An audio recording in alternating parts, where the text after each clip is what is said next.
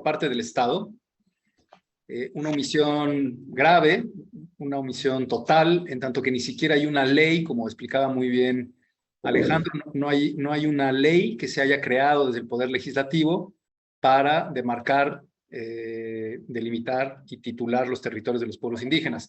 Sin embargo, eso no exime al Estado de la obligación de llevarlo a cabo, ¿no? Eso habría que decirlo. El Estado está incurriendo en una omisión.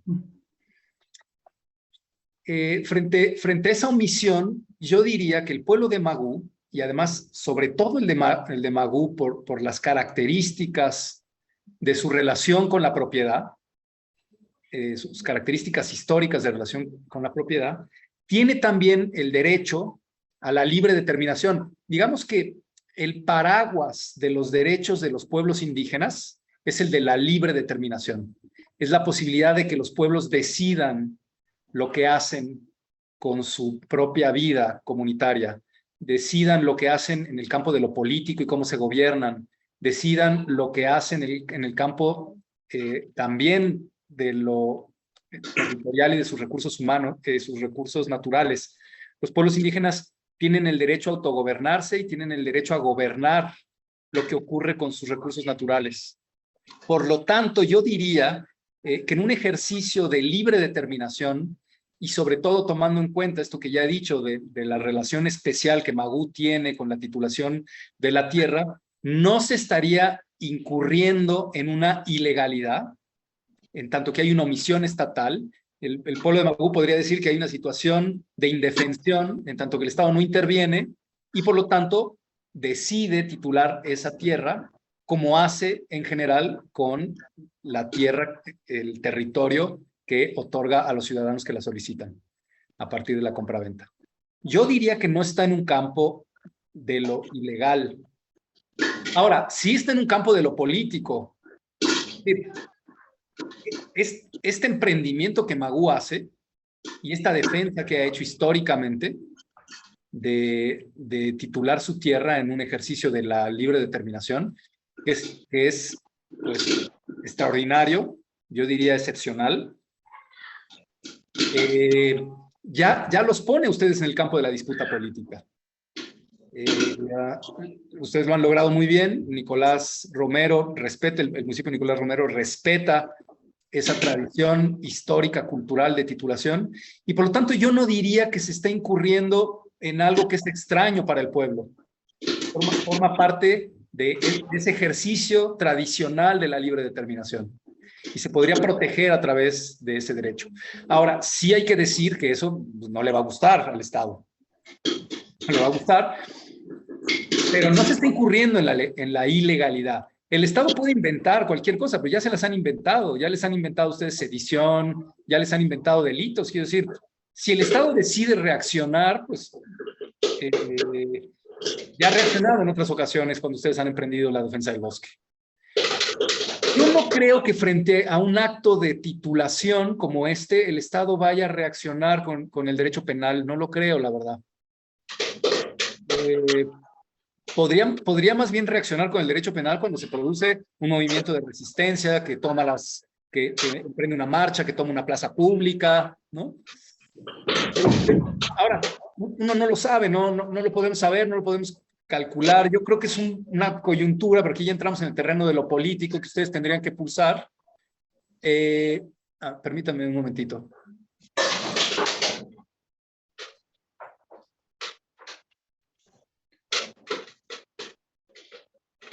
Perdón, es que mi hijo estaba gritando. Entonces, digamos que la reflexión un poco se las trasladaríamos a ustedes en la cuestión del pulso político, ¿no? Yo creo que es una buena coyuntura por lo que está ocurriendo a nivel estatal.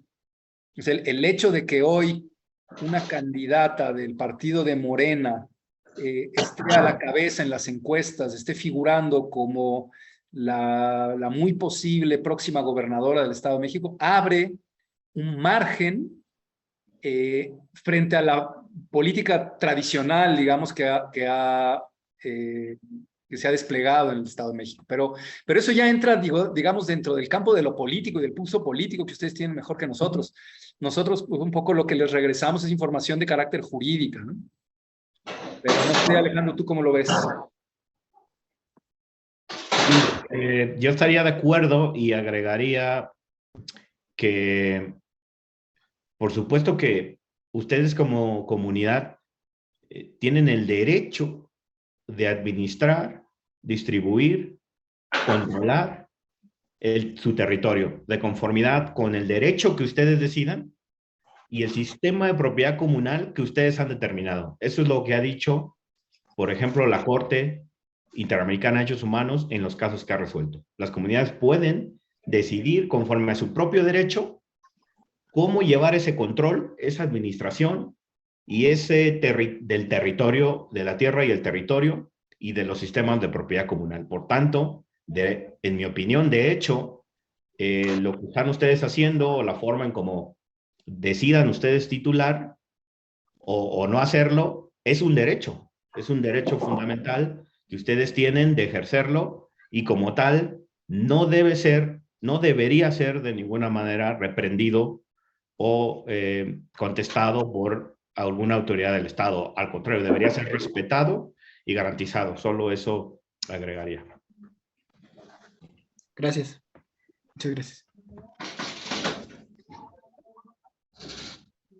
Está el compañero Anastasio levantando la mano.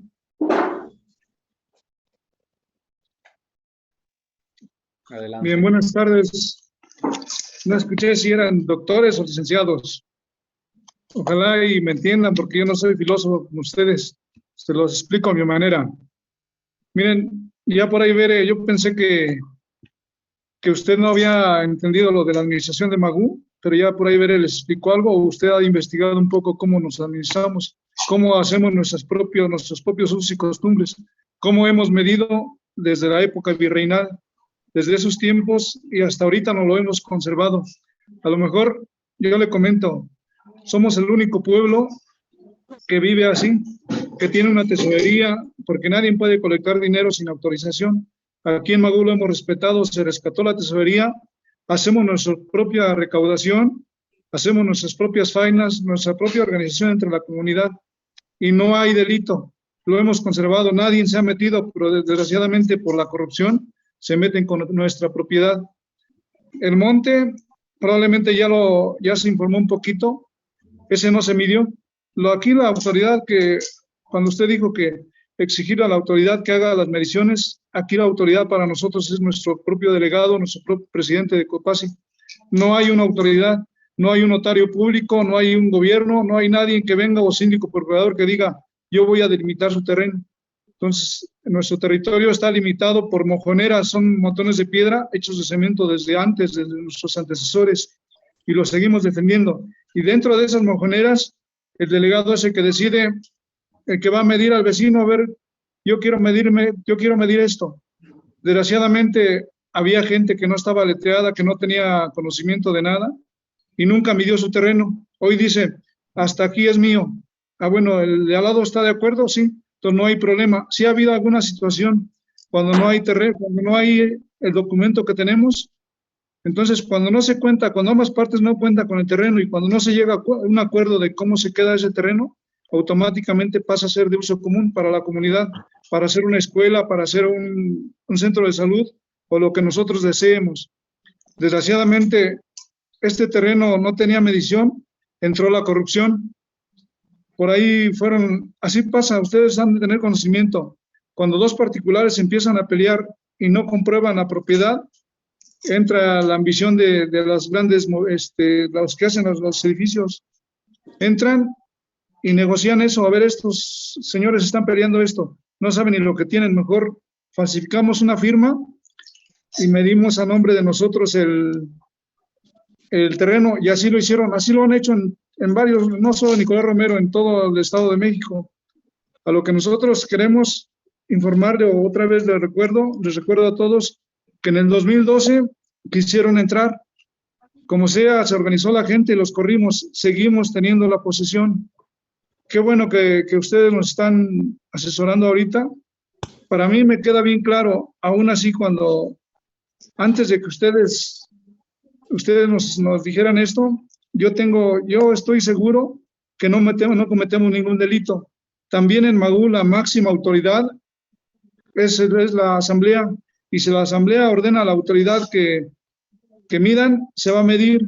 Yo les platicaba en una ocasión, si los delegados no tienen miedo, nosotros como vecinos podemos ir a delimitar, poner los puntos donde están los linderos, y después ya cuando encontremos a alguien, algún licenciado como ustedes, que nos digan, no tienen delito, háganlo.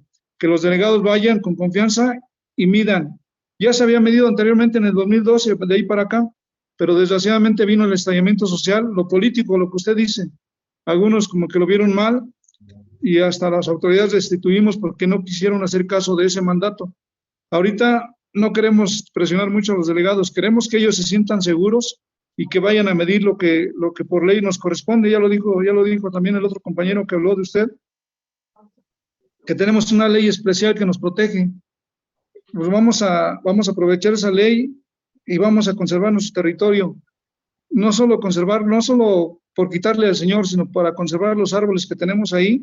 Y también, como dijo, aunque nos lo hayan quitado, un ejemplo que nos lo hayan quitado, tenemos derecho a recuperarlo, tenemos derecho a explotarlo, no, a lo mejor no tirar árboles, pero sí hacer actividades a nuestro beneficio. Ya tenemos algún aprovechamiento ahorita, buscamos hongos, a la gente mayor va y busca hierbas, eso es lo que ellos todavía conservan.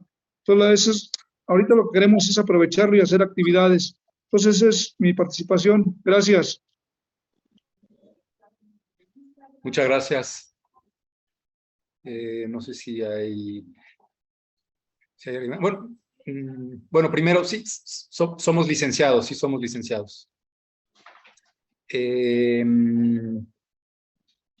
Pues precisamente eso es lo que usted está expresando es el ejercicio concreto del derecho a la libre determinación y a la autonomía.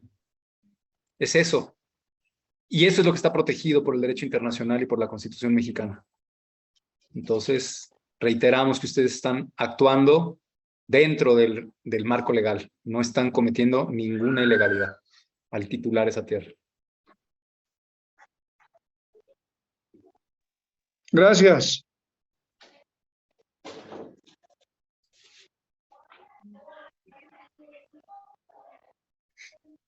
No sé si tienen alguna otra pregunta o consideración o comentario que quisieran hacer. Doctor, nada más, quizá, si me permiten, a lo mejor ya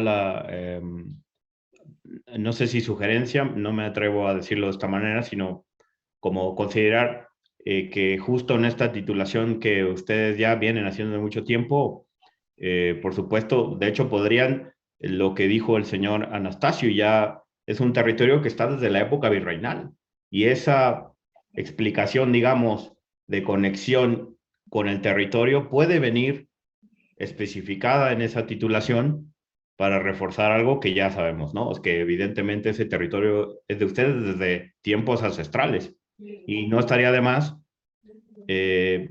ponerlo textualmente tal cual en el documento, porque queda claro que para toda la comunidad eso ha estado desde hace muchísimo tiempo, y fue posteriormente que terceros vinieron a, como dicen ustedes, por corrupción o por la razón que haya sido, a intentarse apropiar de una porción del territorio. Nada más. Muchas gracias.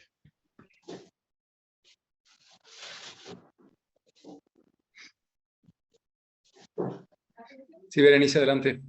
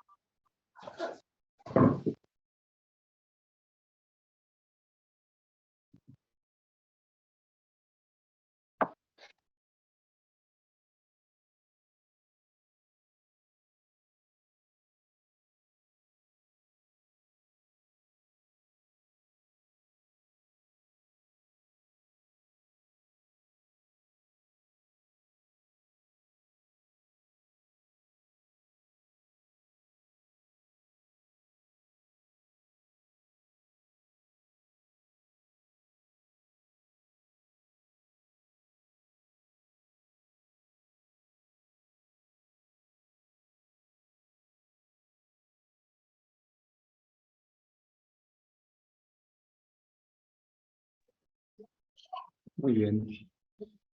Pues, si no hay ninguna otra observación o comentario, nosotros quedamos a sus órdenes.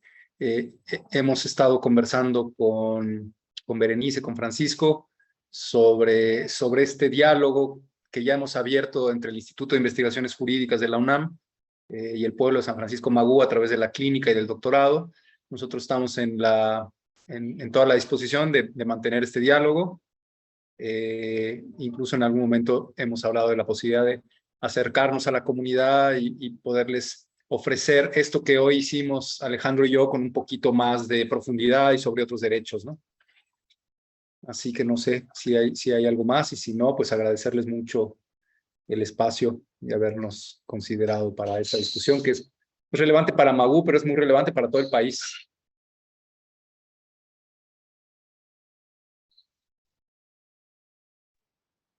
¿Puedo hablar? Adelante.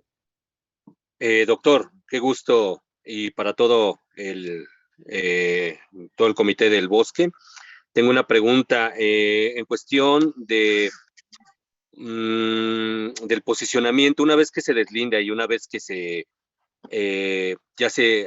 por las autoridades de aquí de Magú, ya queda propiedad, porque sabemos que es propiedad del pueblo nuevamente, con el gobierno federal. Es una sugerencia, porque se supone que hay un decreto en el cual es de protección de flora y fauna y de autosustentabilidad en alimentos. Entonces, las personas, la comunidad en general, puede aprovechar e ir a sembrar. Y bueno, yo comentaba con el comité si podíamos pedirle al gobierno federal el programa Sembrando Vidas, para que también quedara como más respaldado, porque así quedaría a la vista del gobierno federal el que se le está dando el programa y que pueden tener autosustentabilidad. ¿Se puede hacer eso, doctor? Sí, pues insistir. Una vez que, digamos, ese territorio es de ustedes, y ustedes son un pueblo autónomo que se rige por sus propias normas jurídicas internas. Y en tanto que es un territorio de la comunidad del pueblo, porque sabemos que son 12 comunidades, es un territorio del pueblo. El pueblo puede decidir el gobierno sobre ese territorio. Y si en un momento dado ustedes consideran que Sembrando Vida es una opción posible, podrían solicitarlo. Lo comento para tener una ventaja, que se está utilizando este bosque que pertenece a toda la comunidad y se está haciendo autosustentabilidad, y así quedar más respaldado con el gobierno federal, y para que también podamos nosotros estar respaldados en esa cuestión, que aunque sabemos que somos, bueno, la autoridad se rige como usos y costumbres, pero que también tengamos presencia ante el programa y pues se vea un resultado en el cual podamos estar más protegidos. Esa era la duda. Ajá. Sí, pues eso lo tendrían que decidir como comunidad y valorar si efectivamente quedan más protegidos, ¿no? Si meter al Estado federal les da mayor protección o no, dependiendo de cómo reaccione el Poder Federal. En el espacio del doctorado se comentó en algún momento la posibilidad de convertir a este bosque. Berenice nos compartía que había ahora muchas ideas, y eso es normal, ¿no? Muchas propuestas, y entre ellas la de generar una zona de protección ambiental, una reserva natural, que sé que no es lo que usted está proponiendo, esa es otra figura. Y alguien en el doctorado decía, cuidado, porque si ustedes avanzan por esa ruta, pues el Estado tiene la posibilidad de meter sus manos ahí, porque van a tener que tener instrumentos de manejo de la zona, puede haber aprovechamientos en la zona, y entonces, pues, le abren la puerta al Estado para que se meta ahí y también esté interviniendo. Son cosas que habrá que ir pensando. Entiendo que lo que usted está proponiendo es simplemente traer un programa que es Sembrando Vida para que les apoye, y no que el Estado se pueda meter a tomar decisiones sobre lo que se hace con ese territorio. Pero son consideraciones que hay que ir haciendo, ¿no? Ok. De la comunidad. Muchas gracias. Lo que es, perdón, soy Iván, lo que sugiere, bueno, lo que entiendo, y sí es como un tema delicado el involucramiento con la parte federal, no sería tan factible, por decirlo así. No es un otro rotundo, pero no sería tan factible porque de alguna forma podríamos entregar nuestro propio territorio, ¿no? Lo entiendo así, como entregarlo y darles carta abierta a que la parte federal pueda tomar decisiones, siendo que ahorita nosotros tenemos en todo nuestro derecho la libertad de decidir qué podemos hacer. Lo que yo entiendo es esa parte, ¿no? De que podríamos darle esa carta abierta al gobierno a hacer de nuestro territorio lo que ellos después, más adelante, pudieran decidir. Obviamente no va a ser espontáneo, pero de a poquito en poquito. Pero ¿qué pasaría si nosotros como comunidad pudiéramos generar esos, pues sí, entre nosotros como esos programas, o poder ir reforestando entre nosotros, hacer un vivero y reforestar? Eso sería otro panorama distinto. Así lo entiendo, ¿o no? Sí, hay muchas figuras posibles, hay muchos programas, hay muchas entidades jurídicas a las que ustedes podrían intentar acudir y reflexionar sobre cuál es la que le daría mayor protección a ese territorio, dependiendo de lo que la comunidad quiera hacer. Nosotros, yo ahora estamos apenas en la reflexión sobre el tema de la titulación y la posesión y la demarcación y delimitación. La verdad que yo no he pensado más allá de este tema. Entonces, crear un área natural protegida, pues tendría esos problemas. El área natural protegida sí mete de cabeza al Estado, por lo menos le permite tener una intervención sobre el territorio. Le podría permitir, porque las áreas naturales protegidas pues tienen instrumentos de manejo en donde hay participación estatal. Sembrando Vida es un programa, no es las políticas públicas de áreas naturales protegidas pues tienen toda una serie de normas y de reglamentos y de características. Sembrando Vida no es eso, es otra cosa, es un programa distinto. Habría que ver qué características tiene, cuánto participa el Estado, etcétera, etcétera. Yo ahora no se los puedo decir. Lo que Ivonne está colocando es una política, digamos, un programa de reforestación que sea autónomo, que la propia comunidad construya sin el apoyo del Estado, ¿no? Es otra figura, es diferente, está más en el campo de la libre determinación. Eso, insisto, lo tendrían que ir conversando y decidiendo ustedes, pero conociendo cada una de esas figuras para entender qué alcance tiene y cuánto les obliga a relacionarse con el Estado federal o local o estatal o municipal. Pero yo ahora no les puedo dar detalles sobre eso porque lo desconozco. Gregorio. Sí, aquí estoy, ya que surgió ahorita esa pregunta del compañero Irán, también dentro de los diálogos que hemos llevado en los barrios, hay propuestas o hay jóvenes o entre adultos que proponen o ver la posibilidad de crear una universidad, algo deportivo. Pero también ahorita con lo que veo, las respuestas que nos dan, pues ya en esencia, habiendo finiquitado, dándole esa solución favorable para el pueblo, pues ya netamente es que el pueblo estemos organizados y somos quienes vamos a decidir qué hacer, qué proyectar ahí para el bien común. Exactamente. Como dirían, no corramos antes de caminar. Aunque entiendo que lo que estaba colocando, no sé el nombre de la persona que está con el nombre de Prosperando Seres Humanos. Pero bueno, entiendo que él estaba planteando como de carácter estratégico incluir a Sembrando Vida para darle mayor protección al área, ¿no? Esa era como su estrategia. Pero, insisto, no sé si esa es la mejor estrategia o no. No tengo elementos para compartir con ustedes sobre si sería una buena estrategia o no, no lo sé. Podría ser, pero tendrían que discutir ustedes y conocer mejor qué implica Sembrando Vida. Pero sí, yo diría que lo primero es avanzar sobre el tema de la titulación, en el caso de que así lo decidan, y de la protección de ese territorio. Luego ya se verá, paso a paso.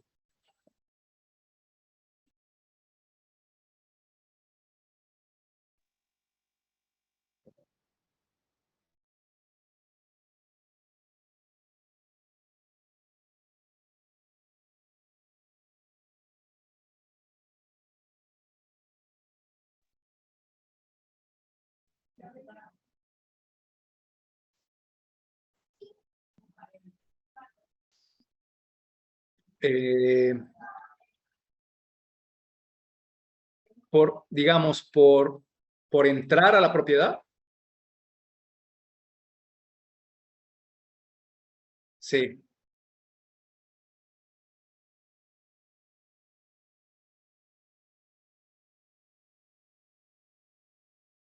Pues yo creo que podría intentar demandar, sí, podría intentar demandar.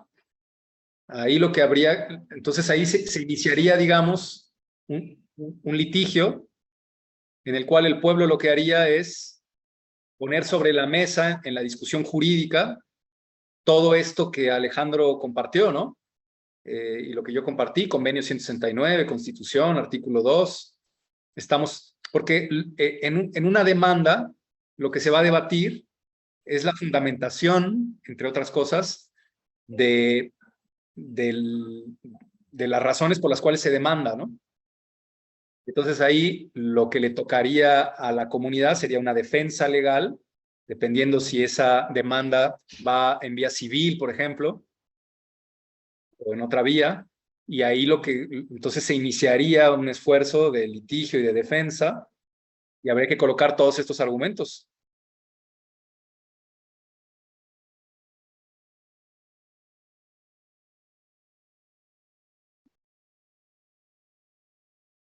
Exacto. Claro, sí.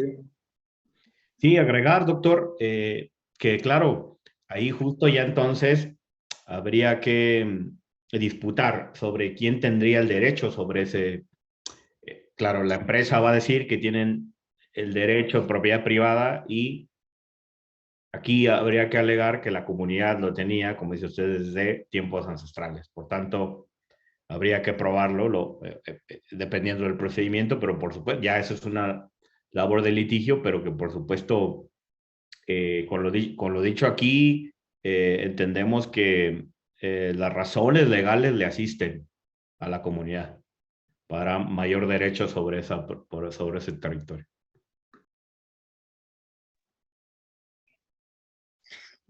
Quizás sí habría que decir, Berenice, para que todos sepamos en dónde estamos todos y todas, que, por ejemplo, en el caso de una demanda civil, en el caso de que del que la empresa, por ejemplo, demandara por despojo en el ámbito civil, el litigio va a ocurrir en un tribunal civil ordinario.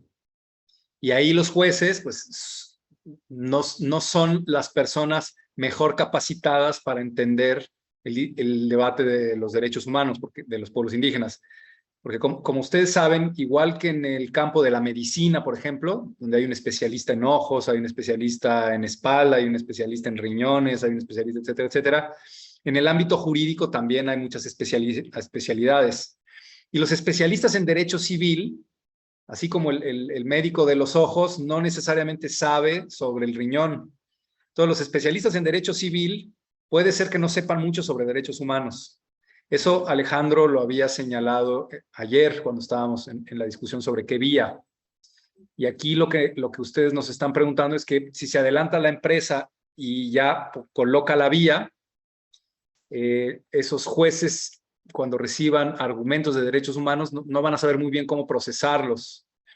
Por lo tanto, ahí habría que construir un litigio de la mano de otras acciones más políticas, mediáticas, de incidencia, para que la voz del pueblo de Magú pese lo que tenga que pesar.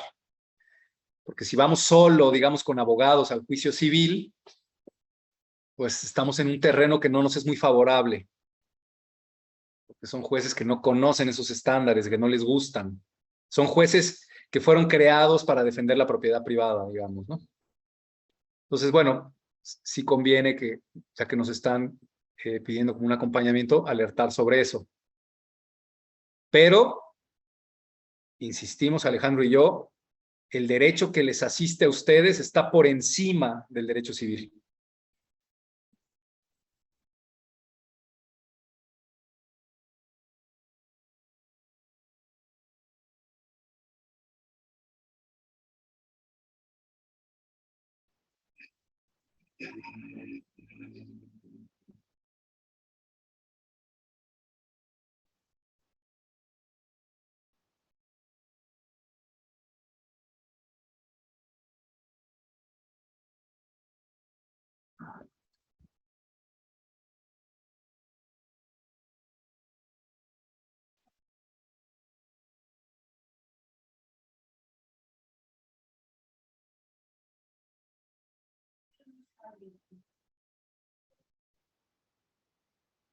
Sí.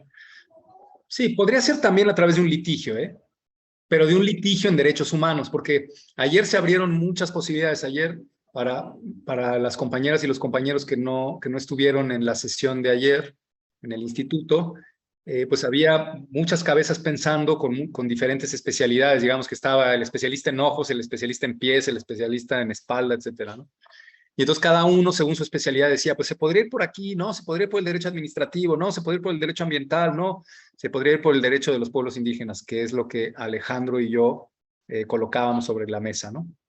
Y al final hubo un cierto consenso sobre que esa es la vía. Ahora, ese es el campo en el que se podría producir esta discusión jurídica. Creemos que desde un punto de vista estratégico sería conveniente llevarla al campo de los derechos humanos, a la materia de los derechos humanos. Porque si la llevamos por vía civil, las personas que van a procesar eso en tribunales no tienen los estándares de derechos humanos.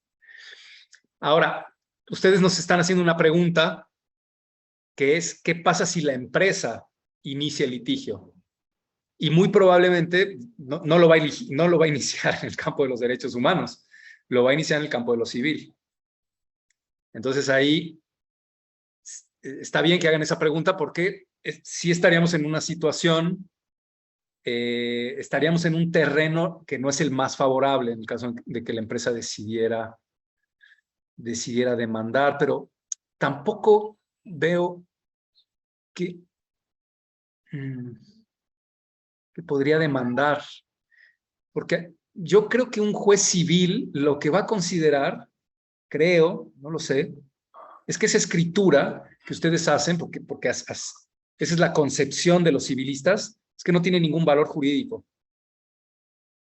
Entonces, no sé si la empresa va a demandar por esa vía. Y no sé qué podría demandar.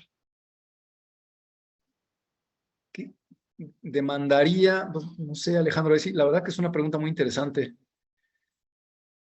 Estaría demandando, porque al demandar incluso ya le estaría otorgando un valor jurídico al acto de titulación que ustedes hacen.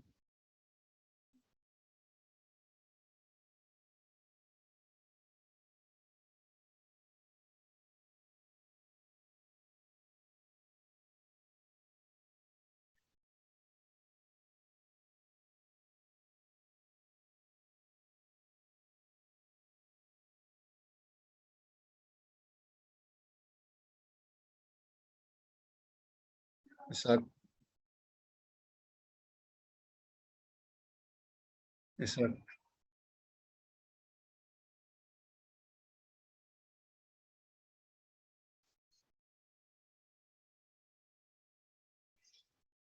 Exacto.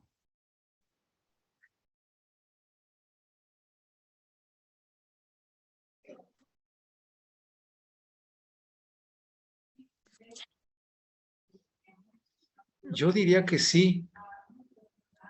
Sí, o sea, es una pregunta interesante desde el punto de vista jurídico. ¿Cómo calificaría un juez civil a una escritura por usos y costumbres? Pero en principio, para un juez civil no tiene ninguna validez legal. Claro, es un poco lo que decía, doctor, que el problema un poco como de formación jurídica de los jueces civiles, un juez civil, para valorar una prueba, ocupa un documento que tenga ciertas características, ¿no? Entonces, un juez civil, para asignarle valor legal a un documento, tiene que seguir las reglas que las normas civiles tienen. ¿Y cuáles son? Pues la de que los notarios dan fe pública sobre las propiedades privadas, ¿no? Entonces, un juez civil, como hay un principio que en derecho civil se llama estricto derecho, significa que van a interpretar o van a considerar que si la ley dice textualmente que un notario público da fe, tiene facultades por la ley para dar fe que una propiedad es de una persona, yo juez no tengo libertad de valorar otra cosa que no sea eso. Es que ese es el problema con los jueces civiles, que solo aplican, digamos, una norma de derecho directamente y a menos de que conozcan las normas de derechos humanos, que de hecho, vaya paradoja, ustedes, el derecho que ustedes están ejerciendo de libre determinación es constitucional, es de rango superior a nivel jerárquico que una legislación civil. Es decir, en teoría la legislación civil tendría que adecuarse a las normas de derechos humanos o respetar las normas de derechos humanos y no al revés. Pero claro, lo que dice el doctor Rodrigo es un ejercicio de pragmatismo y de honestidad, de decirles, desafortunadamente en México los jueces civiles están formados así y no obstante puede haber alguno que escape de esa formación, puede ser adversa, como bien dice el doctor Rodrigo, puede que esas normas, por como le dan valor a la prueba, un juez civil diga, bueno, le voy a dar más valor a una escritura pública que a una escritura por usos y costumbres. O sea, puede haber esa posibilidad, aunque el derecho de los derechos humanos diga lo contrario, que tiene de hecho más valor a nivel constitucional ese derecho que ustedes tienen. Un poco, diría que ese sería el panorama muy, muy general, ¿no?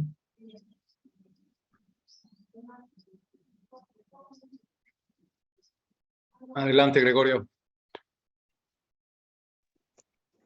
Una pregunta. En cuestiones de las escrituras, no es el único pueblo que es autónomo. Ya en Oaxaca, en otras cuestiones, debe de haber un respaldo, algo que avale, porque si no, ¿cómo le hacen ellos para que no cualquiera llegue y entre a querer hacer escrituras notariales en un pueblo autónomo donde se rigen, donde tienen sus escrituras propias? ¿Cómo entonces, imagínense si dice que la cuestión civil, ellos ellos, o sea, respaldan lo civil, pero entonces, ¿cómo de aquí lleva años y años que han sido escrituradas por la comunidad? El municipio lo ha respetado. Sí, mire, para mí, Magú está siendo una increíble novedad. Probablemente sea por ignorancia de mi parte. Y haya muchos pueblos en México que están escriturando sus territorios de manera autónoma. No lo sé, puede ser que sí.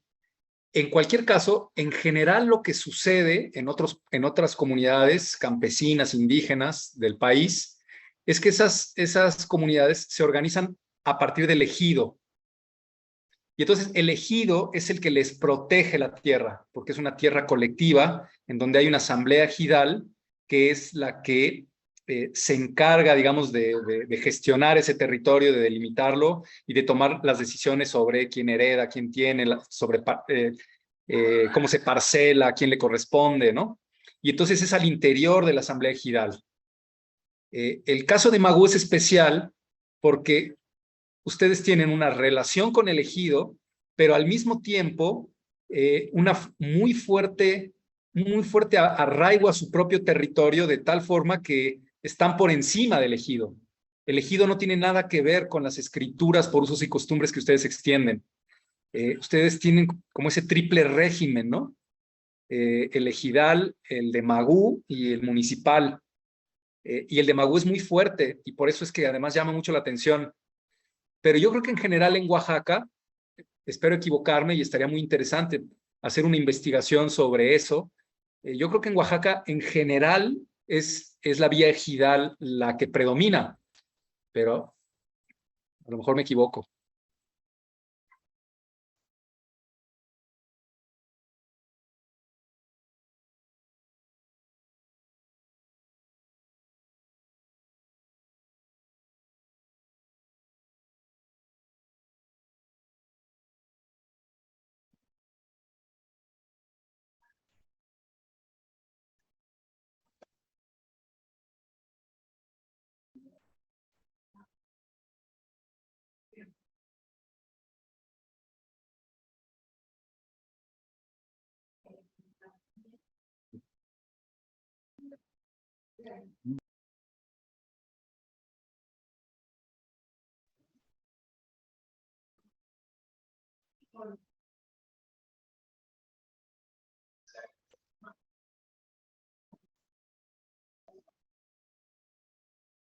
Sí, exacto.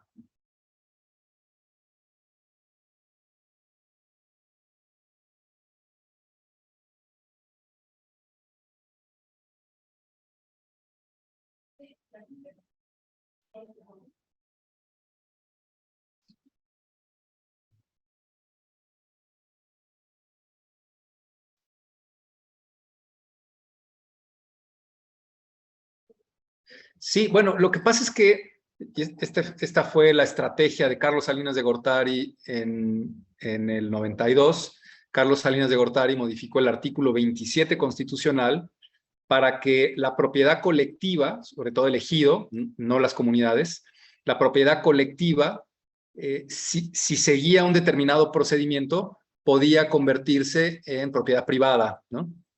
Y digamos, eso es lo que se le ha recriminado a Salinas de Gortari, que intentó matar la propiedad colectiva de los pueblos campesinos, indígenas, en su figura del ejido. No ha ocurrido en el país. En general, los ejidos se mantienen, no es que se ha vendido toda la tierra en el país, la tierra colectiva ejidal no se ha vendido. No son los números, o sea, los números indican que no se ha vendido tanta tierra colectiva. Pero el caso de Magú es distinto a eso, porque es un territorio indígena que titula propiedad privada, si no me equivoco, a través de sus propias escrituras.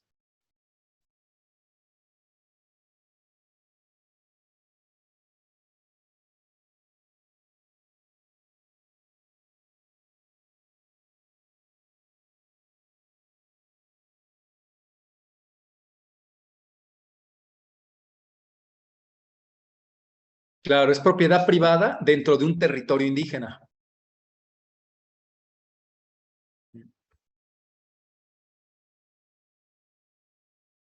Sí, Irma. O sea que entonces estoy entendiendo que lo que vamos a tener que hacer es escriturar, a fin de cuentas, aquellos no nos van como no está allá cuestión de los jueces, ¿cómo se llama? Se me fue la palabra, notariada.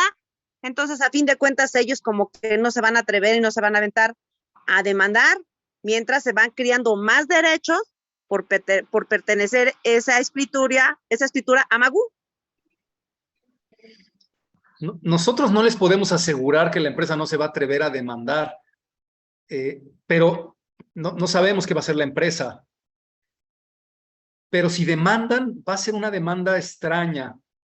No nos queda muy claro cómo se va a procesar eso jurídicamente. Porque ¿qué van a demandar? Ustedes están... a mí no me queda muy claro. Sí es una pregunta que está interesante en el campo de lo jurídico, más en el campo como de la investigación. No sé muy bien qué demandarían y qué efectos tendría esa demanda. Porque supongo que lo que intentarían es anular un acto jurídico, pero que al mismo tiempo para un juez civil no es un acto jurídico, porque para un juez civil una escritura del pueblo de Magú no tiene valor jurídico. Entonces es una situación interesante y un poco extraña. Yo en todo caso lo que diría para que el pueblo se proteja es que no cambien demasiado en este momento su relación con ese territorio. O sea, que no de la noche a la mañana, o sea, porque entendemos que ahí hay personas que lo utilizan para leña, para los hongos, para el pastoreo. Yo diría que se siga haciendo ese uso, pero que no de la noche a la mañana el pueblo se vaya a volcar sobre esas tierras, ¿no? Hola. Perdón. Adelante. Hola, buenas tardes a todos y a todas. Imaginemos que Magú es demandado. ¿Qué alternativa pudiéramos nosotros, en caso de que fuéramos demandados, no lo sabemos? Ahorita pensé en los famosos amparos. ¿Qué tipo de amparos podrían ayudar en caso de que esto sucediera?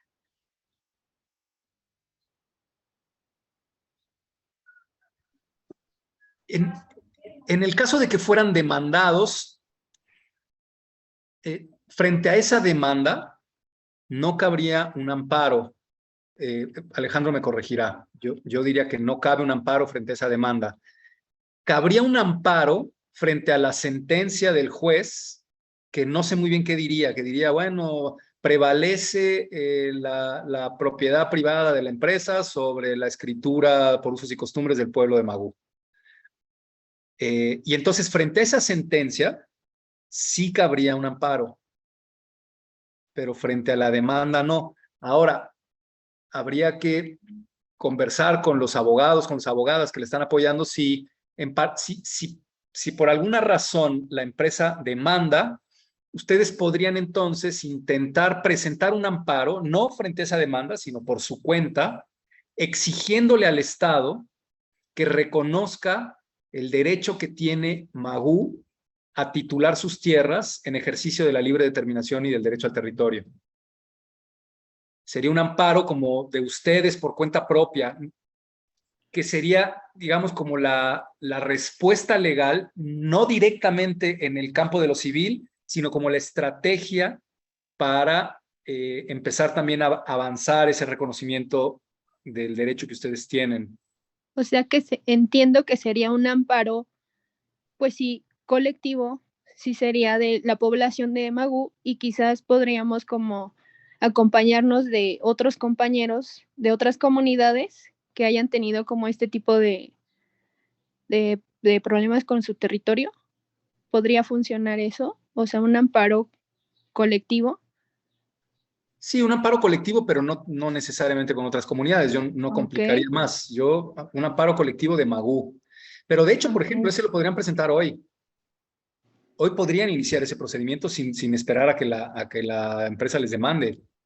Habría que discutirlo bien y mucho, si convendría ya iniciar un procedimiento legal vía amparo para exigir, porque ¿qué está pasando? ¿El amparo qué es? El amparo es un juicio para la protección de los derechos humanos, que en su caso es el derecho a la libre determinación y el derecho al territorio. Entonces, ¿qué está ocurriendo hoy en Magú? Que el Estado mexicano, y el amparo sirve para protegerse frente al Estado, frente a los actos del Estado o las omisiones del Estado. Entonces, hoy la situación de Magú es que el Estado no ha creado las condiciones apropiadas para que ese territorio pueda ser delimitado y titulado, y eso pone en riesgo la integridad cultural, histórica, política de Magú. Entonces, hoy, ustedes mañana mismo con sus abogadas podrían ir a presentar un amparo. Venimos a exigirle al Estado que nos titule o nos permita titular a través de nuestra libre determinación el territorio de Magú. Iniciar ese procedimiento. Y yo como que quiero diferir un poquito respecto a eso, porque al hacer eso es como estar diciendo Magú no vale, nosotros vamos a desconocer la propiedad de lo que es nuestro territorio. Al nosotros decir eso se va a que reconozca nuestra titulación, propiedad allá, es como que para que ellos darles vía entrada a que vengan y decir, pues ¿saben qué? Pues ahora ahí vamos. O en que no es un arma de doble filo. Sí, es un poquito paradójico, o sea, parecería un poquito contradictorio, porque ustedes lo que dicen es, el Estado aquí no tiene que decidir nada. Nosotros somos autónomos, punto, se acabó. Entonces, si el pueblo, ya entramos en el campo de lo político, tiene la fuerza política suficiente para defender esa autonomía, pues entonces yo diría, no nos metamos en el campo de lo jurídico, porque es meter al Estado, les va a empezar a decir, no, ustedes no son pueblo indígena, no tienen interés jurídico, pueden pasar una serie de cosas raras. Pero si el pueblo de Magú se siente pues poco débil en relación con la empresa y con el Estado y con lo que hay alrededor, podría discutirse la conveniencia de una estrategia legal para que ya el Estado, a través de un juez, les reconozca la autonomía y la libre determinación. Y entonces ya no solo es que Magú la ejerce de facto, sino que ya tiene una sentencia de un juez federal que vía amparo les reconoce el derecho al territorio y a la libre determinación y le exige al Estado mexicano que titule esas tierras. Sí es un poco contradictorio. ¿Puedo hablar yo? Sí, claro. Bueno, ahí ya como que llegó un poquito la confusión, pero es precisamente lo que le iba a decir. Lo que vale es la presión o la comunidad. Jamás vamos a permitir que el Estado esté encima de nosotros. Por eso le comentaba hace un rato, Somos el único pueblo que ha defendido nuestros usos y costumbres, nuestras raíces. De México se conformó con las tribus y con todos los territorios indígenas, y a nosotros nos deben de respetar hasta el final. Por eso también le comenté, aunque no hubiera una ley especial que nos protegiera, y aunque los delegados a lo mejor en Magú 50 y 50 estuvieran a favor, por los poquitos que quedemos vamos a ir a medir, porque ya es un, ¿cómo le diré? Se meten con nuestros sentimientos, con nuestro orgullo, con que vengan situaciones políticas y quieran estar encima de nosotros. Entonces, me da un poquito más de valor y lo tomo lo que dijo el otro abogado, que tenemos una ley especial y que nos va a apoyar. Pues vamos a hacerlo, y si no, pues ya lo estaremos viendo o quedaremos en la historia, doctor. Dirá, ese salvaje que me habló ya está en Barrientos por no haber hecho las cosas, pero no creo. Estamos bien, vamos a echarle ganas. Ya me quedó claro, yo voy a hacer el desplegado para la asamblea el domingo. Es lo que queríamos, teníamos una duda de que a lo mejor no hubiera una ley que nos protegiera al ir a deslindar. Eso ya quedó claro. Ya si nos demanda la empresa, usted como abogado lo ha de saber, cuando nos demande automáticamente va a reconocer nuestra posesión. Ahora, el Estado debe estar consciente que nosotros no fuimos a violar sus leyes de la empresa. La empresa vino a violar nuestros usos y costumbres. No se acató a las medidas que tenemos en Magú, pues no puede entrar a Magú. Todo ciudadano que entra a Magú, entra con las reglas de Magú, lo dijo Bere, no lo explicó un poquito bien, pero yo le comento, todo ciudadano que entra a Magú debe ser autorizado por la autoridad que nombró la asamblea. La asamblea es la máxima autoridad y le da ese cargo al delegado. Si no autoriza, a lo mejor es una violación a sus derechos de cualquier mexicano, pero nosotros lo seguimos conservando. Porque usted, abogado, quisiera venir a Magú, a ver, abogado, será muy doctor, pero tiene que alinearse a los usos y costumbres. Y usted va a decir, bueno, ¿me conviene o no me conviene? Entonces, vamos a defender eso. Yo le digo, doctor, nuestra vida se llena de conocimiento y experiencia. A lo mejor estábamos un poquito atados de que lo hacemos o no lo hacemos, y con ustedes como que nos animan más, pero ahorita antes de que nos confunda un poquito de que a lo mejor no nos protege la ley, pues aunque no nos proteja, vamos a seguir luchando hasta el final. Decía un señor aquí, ya falleció, ya Vidú, decían, don Daniel Pérez, Tacho, debes de defender esto, porque nosotros somos una república dentro de nuestra misma república. Y si es cierto, mi papá dijo, hijo, aquí defendimos con za, cuando traíamos calzón de manta. Hoy tenemos ingenieros, abogados, que nos van a, que los voy a mandar, a lo mejor voy a mandar a mis hijos, a uno de mis hijos, a que le dé clases usted como doctor, y me defienda cuando vengan los problemas más difíciles. Defendimos hace 12 años, cuando no teníamos tanta gente preparada, ahorita tenemos mucha gente preparada, y más con el asesoramiento de ustedes, licenciado. Muchas gracias, doctor o licenciado. Gracias, vamos a ir a nuestra asamblea, y no nos vamos a desanimar, ver todos los que están aquí, vamos a echarle ganas. Gracias, Bueno, buenas tardes. Buenas tardes. Bueno, mi nombre es Irma Velasco y creo que estoy de acuerdo con Tacho, y me queda un poco la mente despejada con la asesoría, y yo le agradezco profundamente por esto. Pero sí, dentro, así como que sentí que de pronto nos puso un jaque cuando dice, bueno, sí, como pueblo indígena tenemos ciertas leyes, derechos y obligaciones, pero uno de los derechos y obligaciones es defender el territorio y hacer lo que queramos sobre él. Aquí el problema, y que teníamos así como que la interrogación de qué hacemos con la empresa cuando la empresa nos muestra un documento del Estado y nos dice soy propietario.